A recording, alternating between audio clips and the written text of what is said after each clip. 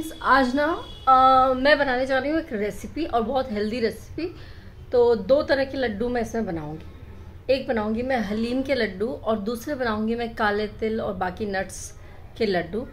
तो ये दोनों लड्डू जो हैं ये बहुत हेल्दी है क्योंकि सर्दियाँ आ गई ना, तो मैंने सोचा कि अभी नट्स ऐसे ही नॉर्मल खाने की जगह थोड़ा लड्डू में खाते हैं। और दूसरा ये कि हलीम जो है वो तो अभी मैंने पहली बार खाऊंगी मैं खुद भी, और वो मुझे मेरी डॉक्टर ने सजेस्ट किया है। तो जिन लोगों को थोड़ी सी प्रॉब्लम्स होती है ना, जैसे हेयर फॉल हो रहा है, बोन डेंसिटी कम हो रही है, या और भी लेडीज़ इश्यूज़ रहते हैं, सिर्फ लेडीज़ के लिए नहीं है हलीम के लड्डू, बाकी सबके लिए हैं, जेंट्स भी खा सकते हैं। तो ये ओवरऑल हेल्थ पे काम करेगा और ये कहते हैं आयरन रिच होता है। तो इस तरीके से इसको खाना है जिस तरीके से मैंने लड्डू बनाऊंगी। अभी आप रेसिपी आगे देखोगे। पर एक चीज़ है कि एक यहाँ पे मैं बता देती हूँ आपको कि जैसे आपने चिया सीड देखे होंगे, जैसे आपने सब्ज़ा के सीड देखे होंगे, बस ये वैसे ही होते हैं, ठीक है। इनको भी आपको सोक करना होता है, ऐसे आप डायरेक्ट नहीं खा सकते।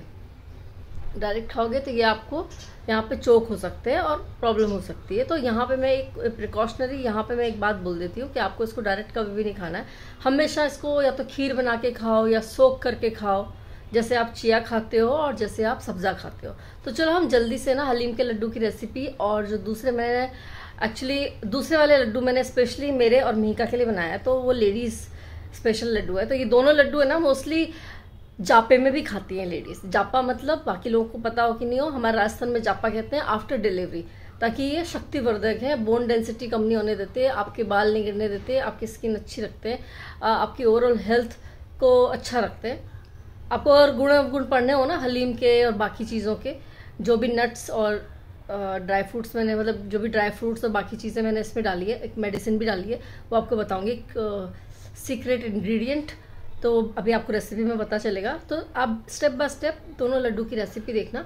और पहले मैं आपको हलीम के लड्डू की रेसिपी बता देती हूँ, और फिर मैं जो ऑल पर्पज़ लड्डू है जो लेडीज़ और जेंट्स सबके लिए काम करता है वो मैं आपको बताती हूँ, ठीक है।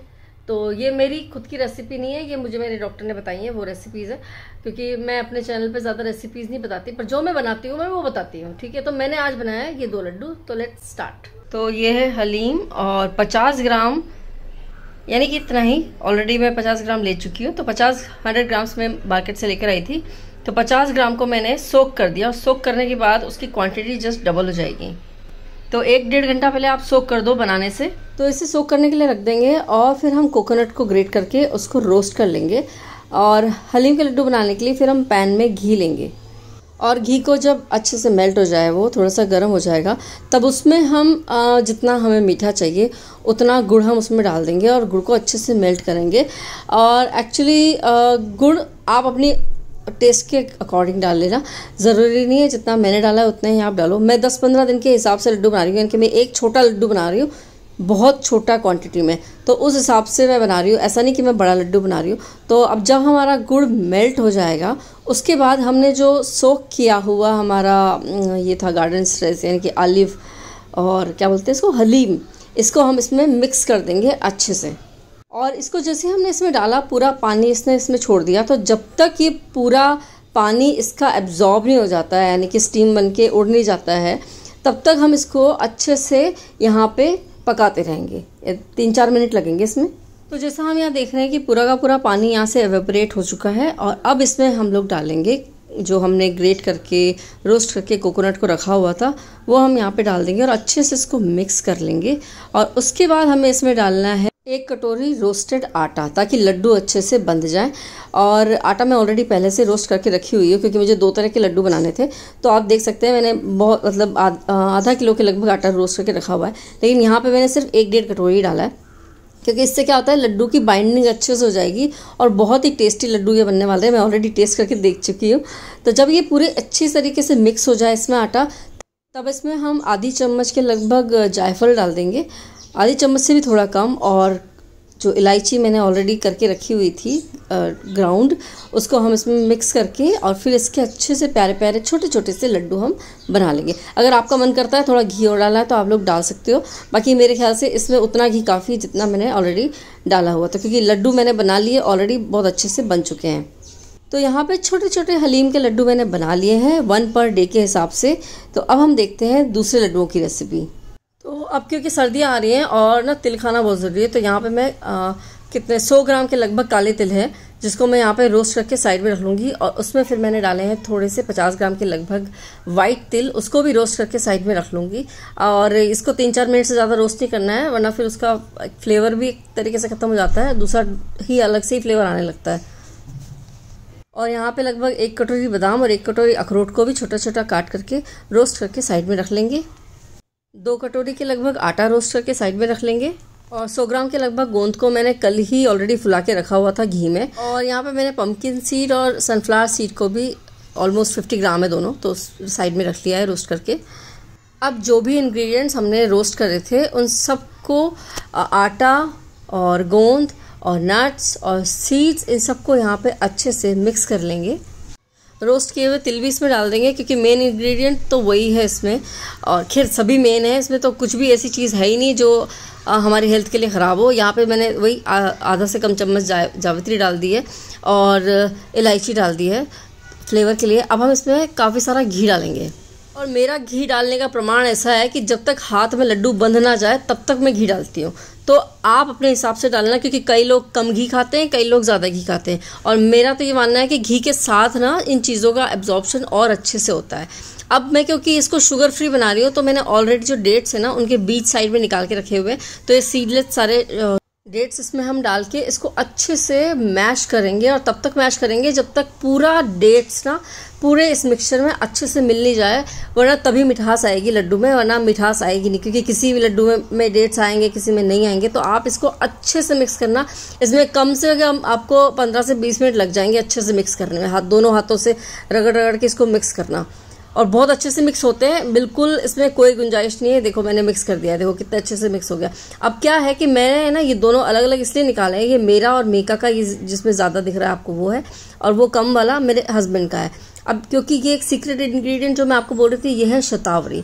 तो शतावरी सिर्फ लेडीज़ खाती हैं, जेंट्स नहीं खाते हैं। तो शतावरी को क्या करना है, मुझे थोड़ा सा घी में रोस्ट करना है, और फिर उसको जो मेरा और मीका का लड्डू बनने वाला है उसमें मैं इस शतावरी को डाल दूंगी। और शतावरी को रोस्ट करने के लिए ऐसा नहीं कि 1 मिनट 1.5 मिनट तक रोस्ट करना है, बस गर्म किया घी को, शतावरी को उसमें डाला और निकाल लिया, बस इतना ही काम है इसको रोस्ट करने का। और उसके बाद फिर से अच्छे से उसको मिक्सचर को मिक्स करना है और फिर उसके लड्डू बनाने हैं आपको। और ये ध्यान रखना, ये शतावरी वाला जेंट्स को मत खिला देना, क्योंकि ये फीमेल प्रॉब्लम्स में ये बहुत ज़्यादा असरदार है। तो ये मैं हमारे वाले जो मेरे और मीका के लड्डू हैं उसमें मिक्स कर रही हूँ। इसलिए मैंने वो जो सारे इंग्रेडिएंट डाले थे तो वो मैंने हस्बैंड का अलग साइड में निकाल दिया और मेरा और मीका का लड्डू अलग साइड में निकाल दिया। और उसके बाद इसको फिर से अच्छे से मिक्स करके और इसके लड्डू हम बना लेंगे। तो अब आपको यहाँ पे ना 3 टाइप के लड्डू दिखेंगे। ये जिसमें ज़्यादा लड्डू दिख रहे हैं वो मेरे और मीका के विद शतावरी वाले लड्डू हैं, ये वाले मेरे हस्बैंड के लड्डू हैं। और ये जो दूसरे हैं छोटे वाले लड्डू, ये हलीम के लड्डू हैं। तो हलीम के लड्डू सभी के लिए हैं और उन दोनों का मैंने बाइफिकेशन कर दिया है किसको कौन से खाने हैं। तो कैसी लगी आप लोगों को रेसिपी। और एक तो मैंने शुगर फ्री बनाया बिल्कुल, जिसमें बिल्कुल भी न शुगर है ना जैगरी है। और दूसरा मुझे बनाना पड़ा क्योंकि वो हलीम के लड्डू हैं, उसमें मैं उसे किसी और चीज़ में नहीं बनाना चाहती थी, क्योंकि मैं भी खुद भी पहली बार बना रही हूँ, तो मैं नहीं चाहती थी कि चीज़ ख़राब हो जाए। और जब मैंने खाया तो बड़ा टेस्टी लगा। मैं ऑलरेडी खाना खा चुकी हूँ, तो खाना खाने के बाद मैंने सोचा कि एक बार ट्राई करते हैं हलीम का लड्डू कैसा होता है। तो मैंने भी खाया और मुझे बहुत मज़ा आया। अगर ये बच्चों को भी दोगे ना, आप बहुत मन से खाएंगे, बहुत मन से, क्योंकि उनको एक ऐसा च्यूई फील आएगा, है ना। तो बहुत मज़ा आएगा। आप लोग ज़रूर ट्राई करना और सर्दियों में ज़रूर बनाना, पर इतना ही बनाना कि 10 दिन में ख़त्म हो जाए। क्योंकि हलीम का लड्डू हलीम आपने देखा कैसे बनाया सोख करके, तो सिर्फ 10 दिन चले, 15 दिन चले, इतना ही बनाओ और छोटे छोटे लड्डू बनाओ। क्योंकि कई बार क्या होता है, हम लोग ज़्यादा खाते हैं ना, उससे बेटर है कि हम रोज़ खाएँ कंसिस्टेंटली, थोड़ा थोड़ा, वो ज़्यादा मायने रखता है। वो हमारे बॉडी में एब्जॉर्प्शन के लिए ज़्यादा ज़रूरी है। थोड़ा थोड़ा खाओ। इतने बड़े लड्डू को एक बार में खाने की किसी को ज़रूरत नहीं है। मैंने खुद देखा है हमारे राजस्थान में, जब जैसे अभी मैंने कई आफ्टर डिलीवरी देखी है हमारी फैमिली में भी, तो इतना बड़ा लड्डू लेडी को दे देते हैं खाने के लिए और उससे वो खाया नहीं जाता। मेरे को भी मतलब इतना सारा वो दिया गया था, तो मैंने तो नहीं खाया था, मैं थोड़ा थोड़ा खाती थी, मैं ज़्यादा नहीं खा सकती थी, तो नहीं खाया जाता इतने बड़े बड़े लड्डू। मैं राजस्थान में अगर आप देखोगे तो राजस्थान में एक चीज़ मैंने नोटिस करी है कि वहाँ क्वांटिटी मैटर करती है, क्वालिटी तो करती है मैटर, क्वालिटी से तो कोई कॉम्प्रोमाइज़ नहीं है, लेकिन क्वांटिटी। ऐसे बड़े बड़े लड्डू बनते हैं, ऐसे बड़े बड़े लड्डू, और वो नहीं खाए जाते, किसी से नहीं खाए जाते। तो इतना सा लड्डू अगर आप किसी आफ्टर डिलीवरी किसी लेडी को दोगे तो उससे बेचारे से खाया भी जाए, इतना बड़ा लड्डू कैसे खाया जाए। जो खा लेती है उनकी बात अलग है। तो छोटे छोटे लड्डू बनाओ, और एब्जॉर्प्शन ज़्यादा मैटर करता है ना कि क्वांटिटी। हमें लगता है कि हम ज़्यादा खा लेते तो ना वो बहुत अच्छे से हमारी बॉडी में एब्जॉर्ब हो जाएगा, नहीं ऐसा नहीं होता। अगर आपका डाइजेस्टिव सिस्टम अच्छा है तो एब्जॉर्प्शन इजीली हो जाता है और बहुत अच्छे से हो जाता है। अभी मैंने 3 महीना पहले अपने डाइजेस्टिव सिस्टम पे ही काम किया है, अब जाकर के मैं चीज़ों को इनकलकेट कर रही हूँ, इंट्रोड्यूस कर रही हूँ अपनी बॉडी में। ये जैसे नई चीज़ है, हलीम है, काले तिल है ना, अब शतावरी है, और ये सब चीज़ों को, ताकि मेरी बॉडी में एब्जॉर्प्शन हो और फंक्शनिंग बेटर हो। क्योंकि साल भर में ये 4 महीने ही ऐसे होते हैं विंटर्स के, जब हम अपनी बॉडी पे ध्यान दे सकते हैं। क्योंकि बाकी गर्मियों में आपसे खाया नहीं जाता, दाल रोटी भी बड़ी मुश्किल से, दाल चावल भी बड़ी मुश्किल से खाई जाती है, कोई लोगों को उल्टियाँ हो जाती है, मतलब तबीयत खराब हो जाती है।